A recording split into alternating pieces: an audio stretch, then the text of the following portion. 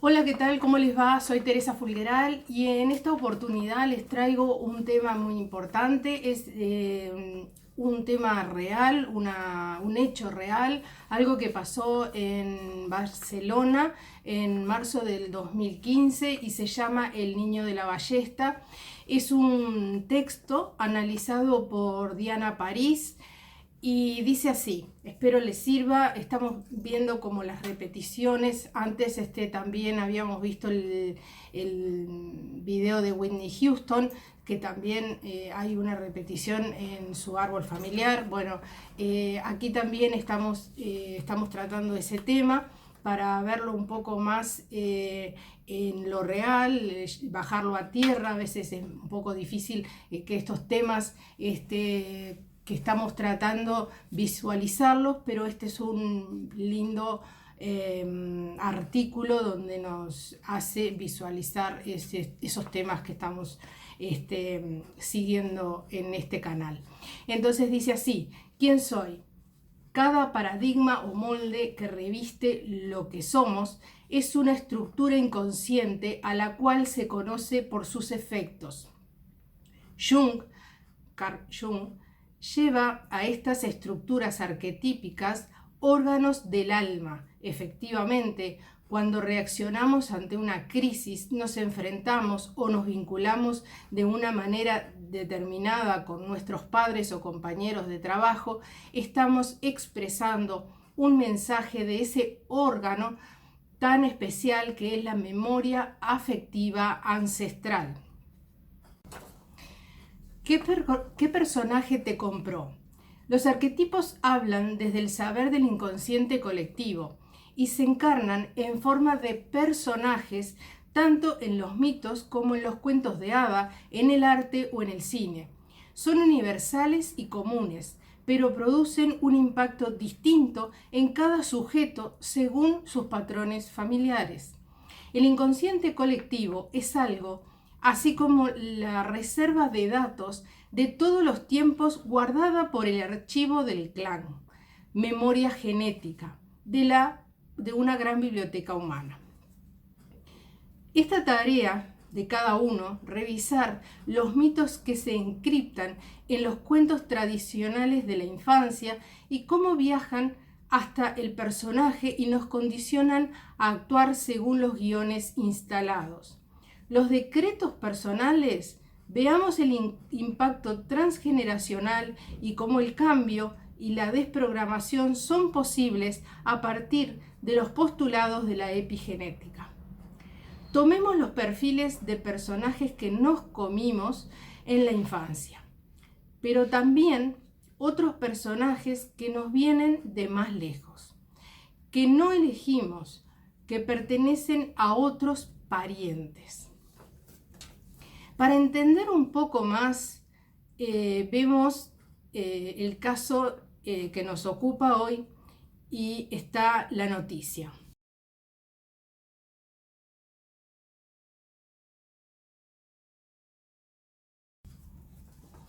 El artículo dice: El País, Cataluña, asesinato en Instituto de Barcelona. Un alumno mata con una ballesta y un machete a un profesor en Barcelona. La concejal de Educación, Irene Rigó, apunta a un posible brote psicótico del autor del suceso. Los Mossos han trasladado al menor a una unidad de psiquiatría a un hospital. Los Mossos son los policías en España. Esta noticia fue la que sucedió en Barcelona en la primavera europea del 2015, una noticia que conmovió a la sociedad de estos días. Un alumno de 12 años, armado con una ballesta, mata a un profesor. Al menos 4 personas han resultado heridas y entre ellos 2 menores y 2 docentes. El hecho sucedió en el mismo instituto, Jean Foster, del barrio de Las Navas, en Barcelona. Rápidamente se habló de trastornos mentales del menor. Se supo que era un paciente en tratamiento por esquizofrenia y que había sufrido un brote psicótico. Los compañeros del instituto declaran que era un amante de las armas y de los temas bélicos. Los docentes dicen que era un alumno normal. No se publicó el apellido de la familia, el nombre del niño ni la foto. Los periódicos solo hablaban de las iniciales MP y la imagen borroneada como la ley establece por tratarse de un menor. Esos datos obtenidos a las pocas horas del episodio permitieron seguir una línea de interpretación. La clave del brote psicótico se vincula directamente a un personaje asumido por la tercera generación, el niño de la ballesta, que proviene de la rama paterna y que se origina con el abuelo de MP. Siguiendo las escasas novedades que aportan los periódicos sobre el hecho, y la conclusión es contundente, pero ninguna fuente, ni judicial, ni policial, ni psicológica, ni educativa, ha leído el episodio trágico de los transgeneracional. Y es inquietante porque lo que no sale a la luz tiene riesgo de ser repetido.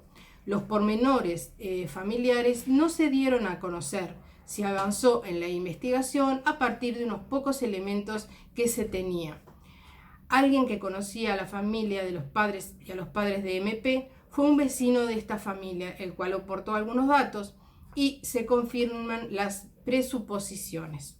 MP aparece como el personaje vengador de un estigma familiar. Este chico compra una memoria de clan, un mandato que ni su padre ni su abuelo pudieron tramitar. Amante de los anime, de las series de zombies y ciertos comportamientos friki, lo etiquetaban como raro y nada más que resultara alarmante. Nadie pudo frenar el drama porque nadie se animó a ver lo que incomoda, la perturbación que se hereda cuando un secreto se perpetúa de generación en generación. MP es el portador de un mandato, encarna a un personaje antiguo, un ballestero, que estalla en sus manos, en su propia escuela como escenario, porque lo que se oculta en el pasado pugna violentamente por salir en el presente. Sin duda, MP, el vengador de un episodio silenciado ancestralmente, aparece envuelto en un ropaje y una acción que compromete su estabilidad emocional. El sujeto que cursa la etapa de entrada en la adolescencia está en esa fase evolutiva en la que se juzgan nuevamente los lugares y las posiciones del grupo familiar.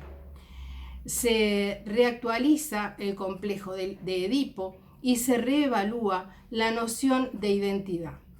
Este trabajo de investigación fue hecho por Diana París, autora del libro Mandatos familiares. Llevo un muerto encima. Interesa el concepto de identidad alienada elaborada por la psicoanalista Aide Feitberg. Un niño tiene su identidad alienada cuando los padres depositan en él todo aquello que odian de sí mismos y se apropian de todos los rasgos positivos que el hijo tiene. Así, en ese tironeo entre lo negativo y lo bueno, despojan al menor de su propia identidad. Al niño no le queda otra alternativa que identificarse con una organización extraña que pertenece a otro, a los aspectos que ese otro rechaza de su historia personal. De este modo, la historia de los padres pasa a estar como encajada en la vida vital del niño, configurando una condenación de 3 generaciones.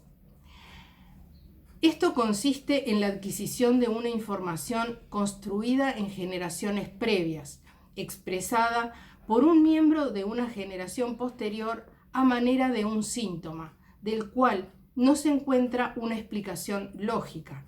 Dicho sujeto tiene una identificación inconsciente alienante con el ancestro con quien tiene un pacto de negativo, que adquirió por amor a su padre, poseedor de una cripta, un secreto y heredado de un fantasma. Por ejemplo, en este caso era su abuelo. Quien manifiesta el síntoma lo que busca inconscientemente es abrir el secreto guardado y por fin el sufrimiento familiar. Desafortunadamente, la mayoría de las veces lo que obtiene es una repetición de la historia, con los infortunios que esto conlleva. Así, el clan de MP le tocó aportar un duelo irresuelto transgeneracional. El abuelo de los niños regaló a su hijo una ballesta y él se la dejó como herencia. Además, la casa familiar en el barrio de Las Navas, que pasaron a ocupar luego de la vivienda el matrimonio y sus hijos, Águeda y MP, la circunstancia dramática en la que se vio atrapado el inconsciente transgeneracional del chico de la ballesta implica algo del orden de la injusticia, la segregación, el aislamiento y el odio racial, las vivencias vergonzantes que se encriptaron en la estructura psíquica del niño, emergente de una agresión, destinatario portador de un mandato que responde al inconsciente familiar. El inconsciente del clan mantuvo bajo llave un trauma que, como un volcán apagado pero latente, saldrá en forma de ebullición criminal cuando la exigencia de asumir una denuncia ya no sea posible mantener a raya. O como expresión de autoridades del colegio, el alumno actuó imbuido por el arrebato inexplicable. El vengador de un arquetipo, un patrón de conducta propio de quien se cree salvador del mundo, empezando por su tribu, con gestos que escapan a la lógica y son inexplicables porque nadie le explicó previamente eso oculto que debía ser defendido para recuperar su honor en el linaje. El vengador se pone en acción para hacer justicia. El vengador actúa por arrebato. ¿Qué se venga en su furor? Una ofensa innombrable, una humillación antigua. ¿Sabemos cómo se ha tramitado esa sensación de injusticia en la familia? Lo aparente es que el llamado brote psicótico de este niño de 12 años es un ejercicio de justicia por mano propia, algo que sucedió mucho antes. Me inclino, dice Diana París, a pensar que en la rama paterna, en un duelo sin acabar que se transmitió del abuelo al padre y del padre al hijo, en la tercera generación explota como arrebato inexplicable. Alicia Gerba llamó duelos ancestrales a los duelos no procesados y que por tanto se viven como presentes en nuevas generaciones. El emergente del clan expone una determinación agresora extrema al modelo de denuncia, exhibe con un conflicto una problemática familiar de orden transgeneracional. Actúa un saber retrospectivo. El escenario del drama es el ámbito educativo, el espacio del saber. Pone en el cuerpo algo mudo de que pronto cobra voz y sangre.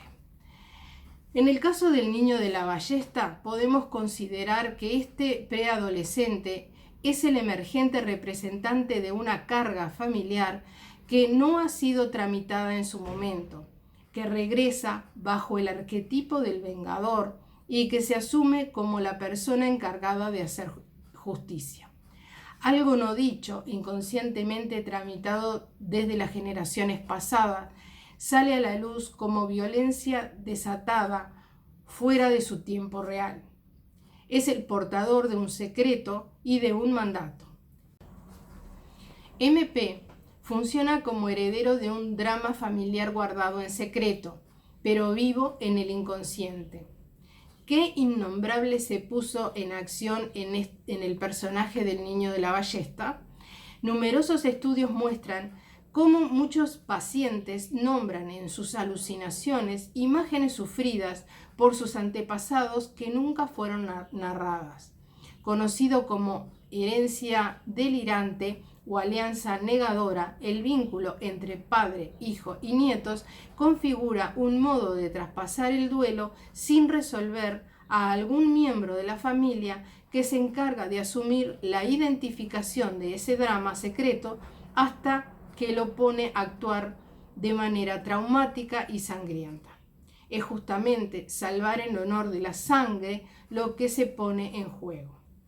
Arriesgando una hipótesis, ser el desclasado, un inmigrante de segunda en un primer mundo, pertenece a una cultura y religiones diferentes, acumular odios y rencores raciales, suman capas de humus a ese terreno predispuesto para lanzarse a la venganza.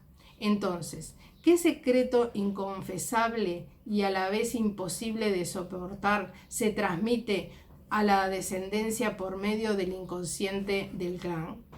La pérdida de la propia tierra, de las costumbres, del culto religioso, del exilio forzado y la mirada extraña de los otros puede haber sido la punta del iceberg en esta familia. Se trata de una inscripción inconsciente familiar. Desde la psicogenealogía sostenemos que una venganza, un secreto, un trauma que no han sido resueltos con el paso del tiempo, no integrados a sus efectos, ni superada la crisis que se desprende de ese silenciamiento, se ahondan en el drama de las generaciones siguientes. Con Freud, sabemos que la elaboración del duelo trae aparejada la liberación de la esclavitud al objeto perdido o silenciado. Agotada la presión, emerge como un grito desesperado o, en el mejor de los casos, como la búsqueda de nuevos objetos que permitan de manera lúdica y personal transformar la realidad heredada.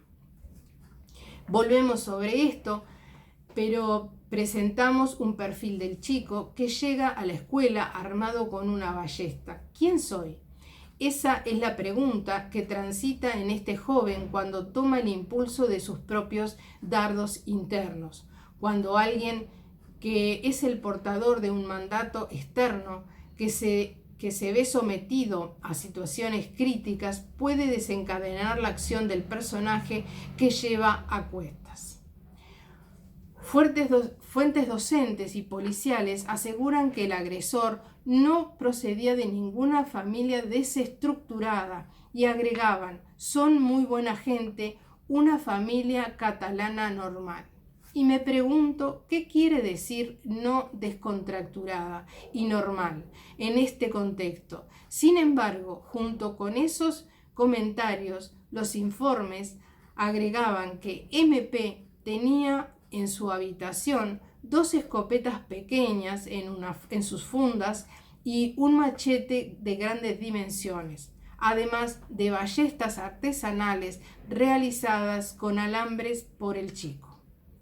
Lo más inquietante de este dato es que la ballesta que el menor llevó al instituto se le había regalado al padre, su padre, hacía más de 20 años, o sea que era del abuelo, y estaba guardada en otra casa, pero en algún momento llegó al apartamento donde la familia residía.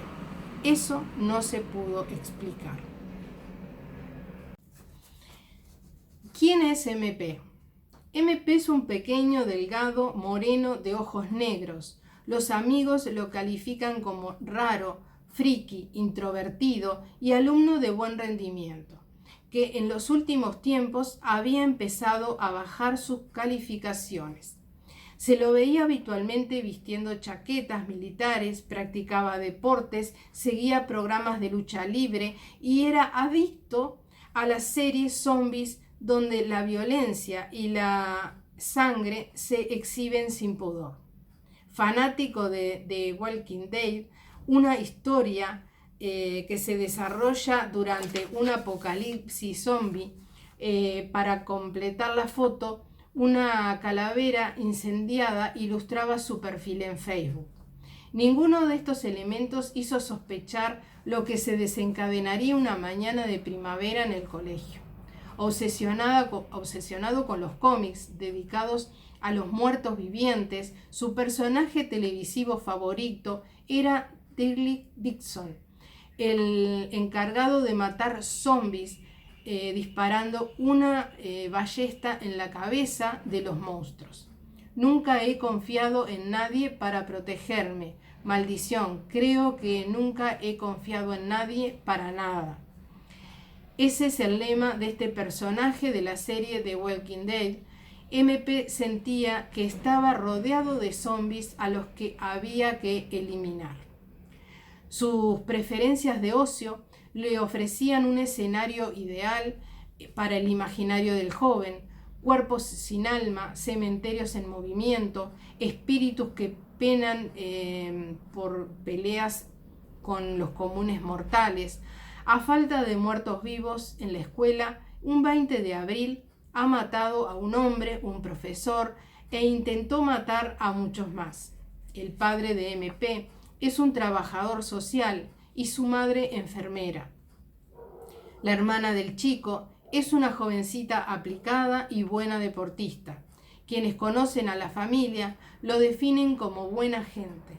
Y si bien muchos adolescentes se sienten atraídos por sus series, con los personajes, es MP quien recoge un cierto eco, una resonancia personal que configura el síndrome del niño de la ballesta. La investidura del espíritu familiar se suma a los datos íntimamente relacionados en su biografía personal con la esclavitud y la opresión. Que el episodio se desencadene en las aulas de su centro de estudios no es un elemento menor. Saber y no saber se pone en juego cuando se dispara la primera flecha.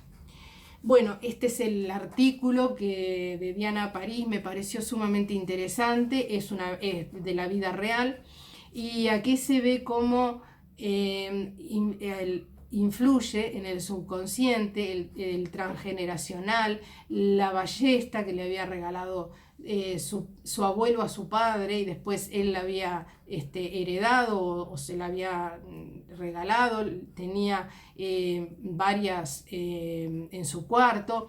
Y bueno, no significa que todos los que miren la misma serie van a tener el mismo fin, pero sí es la resonancia que hace una determinada circunstancia con un transgeneracional, y ahí es la combinación de todo esto. Así que bueno, espero les haya gustado, que les sirva como elemento para ir analizando otras cosas que debemos analizar en el clan familiar. Por eso les digo a veces que es tan importante conocer a nuestros ancestros, saber dónde estuvieron, saber cómo vivieron, cuáles fueron sus experiencias de vida. Así que bueno, aquí termina el video. Les pido que si les gustó le den el like, es muy importante para mí saber que estoy haciendo un buen camino con esto, que se suscriban al canal porque siempre les digo, con la promesa de seguir investigando, leyendo y compartiendo estos conocimientos que creo que a todos o a muchos por lo menos nos pueden servir. Y también les digo que bueno, si les parece que a alguien le pueda servir este tipo de información, que compartan el video. Yo los dejo acá y les prometo volver pronto, así que pasen bien y hasta luego.